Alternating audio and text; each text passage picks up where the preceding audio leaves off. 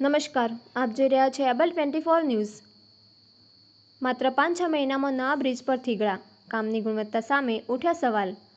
ખેરાલુની વિવેટ હોટલથી ખેરાલુ તરફ જતા માર્ગ પર નદી ઉપર અંદાજે 5 થી 6 મહિના અગાઉ નવો બ્રિજ બનાવવામાં આવ્યો હતો। બ્રિજના નિર્માણ દરમિયાન વાહન વ્યવહાર સંપૂર્ણપણે બંધ રાખીને કામગીરી પૂર્ણ કરવામાં આવી હતી। જો કે બ્રિજ શરૂ થયાના થોડા જ સમયમાં કેટલાક ભાગમાં પડેલા ખાડાઓનું સમારકામ કરી દેવામાં આવ્યું છે અને હાલમાં તે સ્થળોએ થીગડા સ્પષ્ટપણે જોવા મળી રહ્યા છે। નવા બ્રિજ બન્યાના માત્ર 5-6 મહિનામાં જ આવી સ્થિતિ સામે આવતા કામની ગુણવત્તા સામે સવાલો ઊભા થયા છે। આ બ્રિજ પરથી દરરોજ હજારો નાના મોટા તેમજ ભારે વાહનની અવરજવર રહેતી હોવાથી બ્રિજની મજબૂતાઈ અને લાંબા ગાળાની ટકાઉપણાને લઈને પણ ચર્ચા શરૂ થઈ છે।